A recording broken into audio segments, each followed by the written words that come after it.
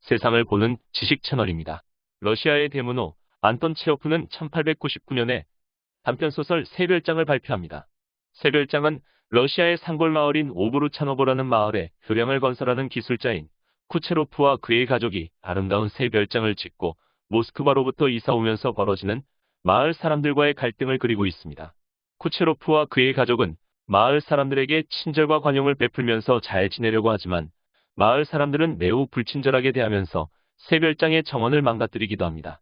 쿠체로프와 그의 아내는 이런 마을 사람들을 여러 번 설득하고 학교를 지을 계획을 설명하면서 마을의 발전을 위해 노력하는 등 좋은 관계를 유지하려고 했습니다. 그런데도 오브루차노보 마을 사람들은 쿠체로프 가족에게 이유 없이 불친절하게 대합니다. 이러한 마을 사람들을 못 견딘 쿠체로프와 그의 가족은 새별장을 다른 사람에게 팔고 모스크바로 다시 돌아가게 됩니다. 이후 새별장을 구입한 정보관리는 주말 별장으로 사용하며 매우 고압적으로 행동하지만 마을 사람들은 아무도 이전에 쿠체로프와 그의 가족에게 했던 것처럼 무리한 행동을 하지 않는다는 내용으로 끝납니다. 새별장은 러시아의 아름다운 산골 마을에서 외지인이 주민들과 겪는 갈등을 묘사하면서 친절에 대해 돌아오는 이유 없는 무례함이라는 논란의 소지가 많은 주제로 당시 러시아에서 격렬한 논쟁을 불러일으켰습니다. 이 단편소설 후반부에는 쿠체로프의 아내인 엘레나 이바노브나가 마을 주민들을 설득하다 낙담하여 돌아가는 길을 따라가는 대장장이 로디온의 이야기가 다음과 같이 나옵니다. 몇 년만 참아보십시오. 학교도 지을 수 있고 도로도 낼 수 있습니다. 당장에 뭘 해치울 생각만 안 하면 말입니다. 예를 들어서 마님이 저기 언덕에 옥수수 씨를 뿌리고 싶다면 처음에는 잡초를 뽑아내고 돌을 골라서 캐내야 하지 않습니까? 그러고 나서는 땅을 갈아야 합니다. 이러고 또 해야 하는 거랍니다. 사람들과 함께하는 것도 마찬가지랍니다. 그들을 극복할 수 있을 때까지 일하고 또 해야 합니다. 냉전기 대소련 봉쇄 전략의 설계자라고 불리는 미국의 전략가 조지 캐넌은 1947년 예일대학교에서 행해진 연설에서 대소련 봉쇄 전략의 미래에 대하여 새별장에 등장하는 대장장이 로디온이 말하는 이 단락을 인용하였습니다. 조지 캐넌은 급격한 군사적 압박보다는 장기적인 봉쇄 전략을 추진하였을 때 소련이 자체의 모순에 의해 붕괴할 것이라는 예측을 체호프의 단편소설을 인용하여 비유한 것입니다. 옥수수를 얻기 위해서는 황무지를 개간하여 씨를 뿌리고 수확을 하는 길고 긴 과정이 필요하듯이 당장 무언가를 가지고 어떤 것을 무너뜨리기보다는 장기적으로 끊임없이 노력해 간다면 서서히 변화가 발생할 것이고 종국에는 원하는 바를 얻을 수 있다는 것입니다. 제2차 세계대전 이후 소련과 중국의 사회주의가 팽창하지 못하도록 적극적으로 묶어두었던 봉쇄 전략의 출발점을 제시한 조지 캐넌은 러시아의 공산주의가 내부적인 모순으로 붕괴할 것으로 예측했습니다. 러시아의 오랜 역사와 전통으로 볼 때 공산주의는 러시아와는 맞지 않는 것이므로 공산주의의 확산을 억제할 필요는 있으나 물리적으로 급격한 붕괴나 변화를 시도할 필요는 없다고 주장하였습니다.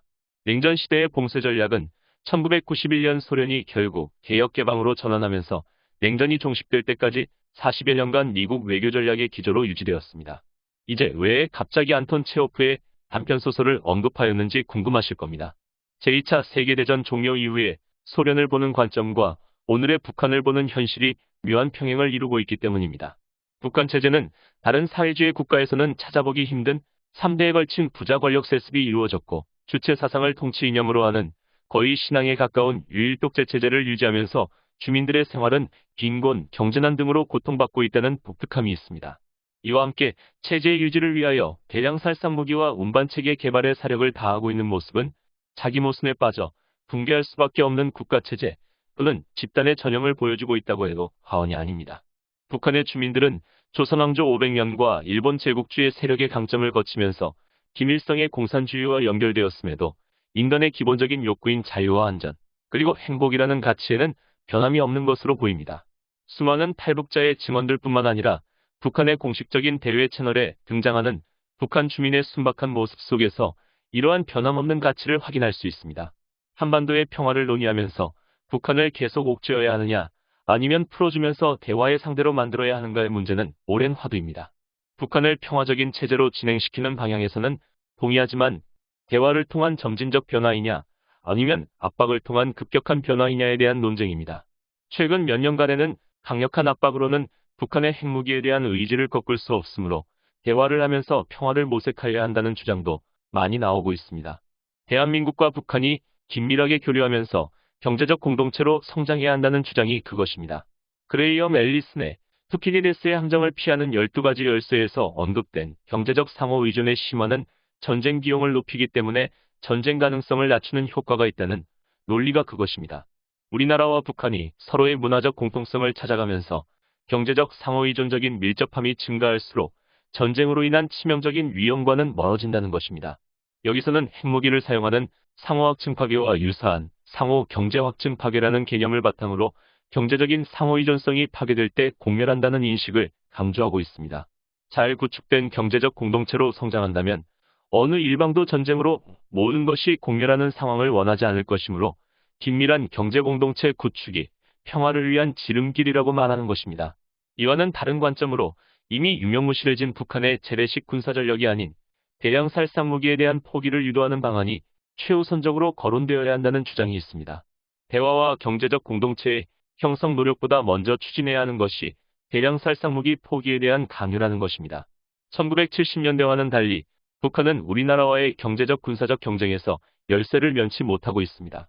북한은 이러한 전략적인 취약점을 극복하기 위하여 대량 살상 무기와 운반수단의 개발에 정권의 사활을 걸고 있는 것입니다.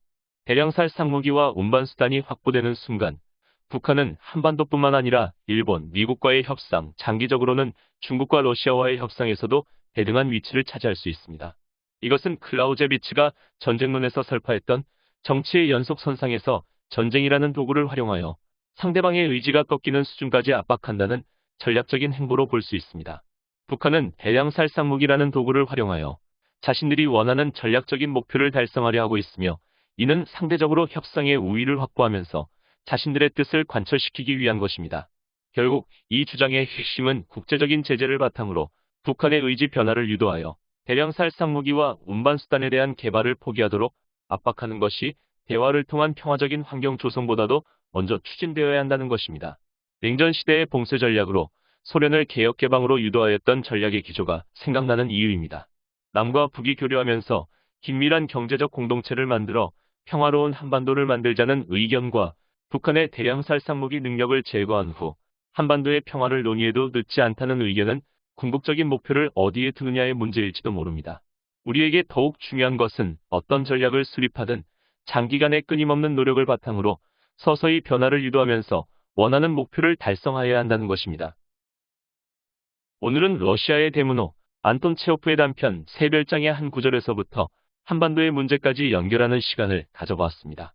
옥수수를 얻기 위해서는 황무지를 개간하여 씨를 뿌리고 수확을 하는 길고 긴 과정이 필요하듯이 당장 어떤 것을 무너뜨리려 하기보다는 장기적인 변화를 위하여 끈질기게 노력해 간다면 언젠가는 원하는 결과를 얻을 수 있을 것입니다.